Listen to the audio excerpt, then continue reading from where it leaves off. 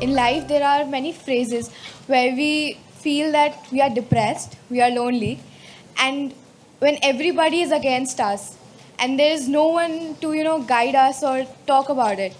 So, at that moment, how should we handle it or how should we deal with it? See, this is an unfortunate condition that a whole lot of human beings are in. In their experience, in their personal experience, life is like me versus the universe. Being in competition with the universe is a stupid thing to do. That's not a competition you must get into. Hello? Me versus the universe is a bad competition to get into. Would you also agree with me?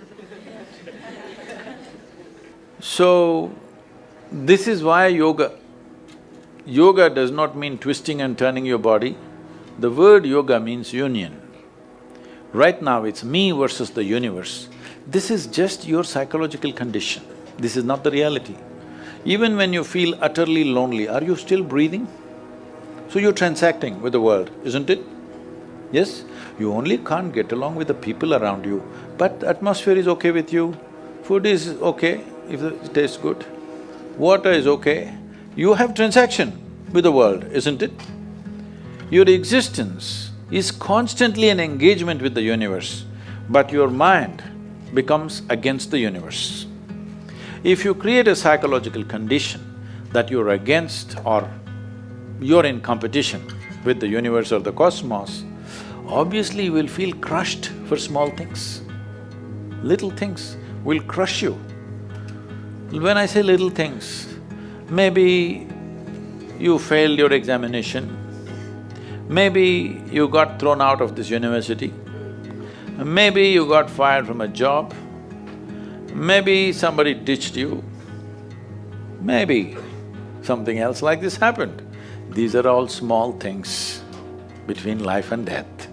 Because you came here with nothing, isn't it? When you die, there is no container service for you. You die with nothing. In spite of that, most people have turned their homes into warehouses. Most people are carrying such a huge baggage on their head, as if they're carrying the whole universe on their head. This is their own psychological condition.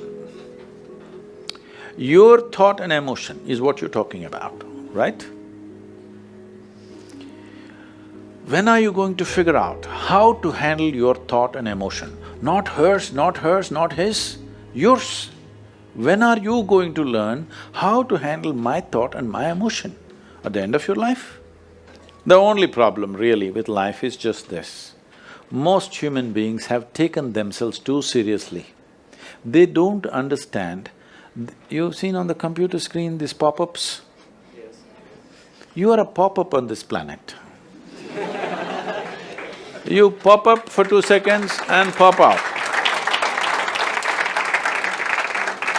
No, you must see, countless number of people like you and me have walked this planet. They were also big people. Where are they? All topsoil? Topsoil or no? Unless somebody, your friends decide to bury you real deep, fearing that you may rise from the dead. You know, there have been such instances. Or maybe you're planning to go to heaven. Hello? Anybody who talks about a place other than this place as a better place than this is a crime against humanity. My fundamental work is to destroy all heavens so that people will learn to live well here. All these idiots who made a hell out of themselves, they want to go to heaven. They made a mess out of this place and then they want to go to heaven. I'm asking you, do you have any proof? Do you have any proof that you are not already in heaven and messing it up? Do you have any proof? You're already in heaven, making a mess out of it. Yes, simply because you are not even learning how to handle your basic faculties of thought and emotion, isn't it? Your only justification is, everybody is like this only, that's how it is in a madhouse. That is how it is in a madhouse, only a doctor looks crazy. So when are you going to handle it? Slowly, at the age of 60? I'm asking. When will you learn how to handle my thought, how to handle my emotion, how to handle my body, how to handle my chemistry? When are you going to figure this? At the end of your life? Because this culture has grown, when to do spirituality means when you're 70, when you're no good for anything else. No, at the earliest possible time, whatever is most profound about you, not about heavens, about this life, everything that you need to know, you must know soonest, isn't it? Only then you will live a sensible life. Okay, if I tell you a joke, you won't get offended. Because this is the most serious crowd I've ever seen in the last few years. How many of them are journalism? Most of them? Okay.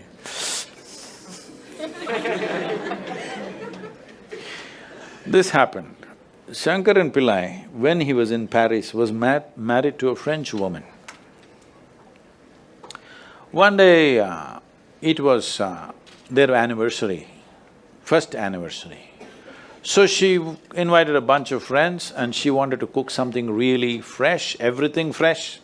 So from morning, she was driving him to this market, that market, he got this fresh vegetables, fresh meat, fresh chicken, this, that, everything.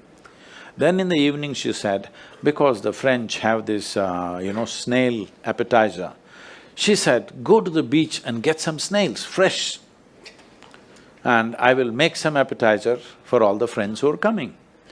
So Shankaran Pillai went to the beach and he was picking up all the snails and putting it in a bucket. Then he met an old friend, an Indian guy. They hit it off and they were talking about their old times. He just forgot that he's married. You know, when you meet old friends, it happens. And both of them went to a bar and they had a few drinks and he just forgot. Then he realized, then the snails were just climbing out and one snail fell out of the bucket. He realized, oh my God, I'm supposed to take these snails, my wife, French wife, she's waiting.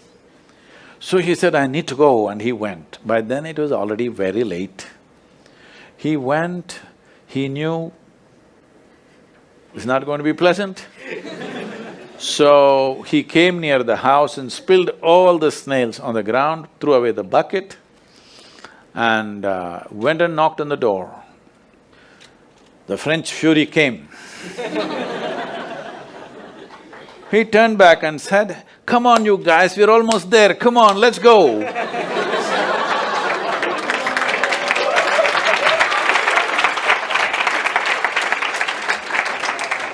So, when are you going to pick your snails and put them in the bucket and fix them? Huh? Your problems, you must fix them, isn't it? These are not problems. I want you to understand, you are not suffering your life. You're only suffering two fantastic faculties that only… It's a privilege of being human that we have these two fantastic faculties. One is, we have a vivid sense of memory. This is because of this memory our life is so rich, unlike any other creature. And we have a fantastic sense of imagination. Now, this is what you're suffering. What happened 10 years ago, you can still suffer. Why? Are you suffering life or memory?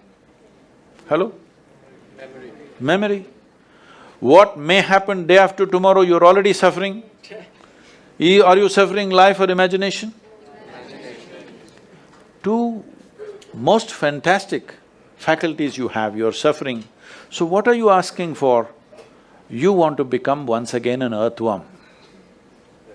An earthworm is a very eco-friendly creature, I have nothing against it. But it took millions of years of evolution to get you this size of brain, and now you're suffering it. If we take away half your brain, of course you will sit there without any anxiety, without any suffering, peacefully. What we need is, we need to remove your brain, because you're suffering your own intelligence. Yes or no? Yes.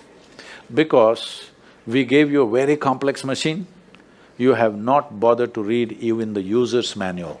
You want to just blunder around. No, young people, it's time you figure out a few things about you. If you don't know how, we will give you tools, how to figure this machine out, because in your life, many issues will come. More issues come up in your life means you're living a more active life. Nothing came up means you're not living. Yes, lots of issues every day. I have the maximum number of trouble going on in my life on a daily basis because so much of activity around the world, global level of activity only with volunteers, okay? Volunteers means nobody is qualified for the job and you can't fire them for inefficiency and they love you, what to do?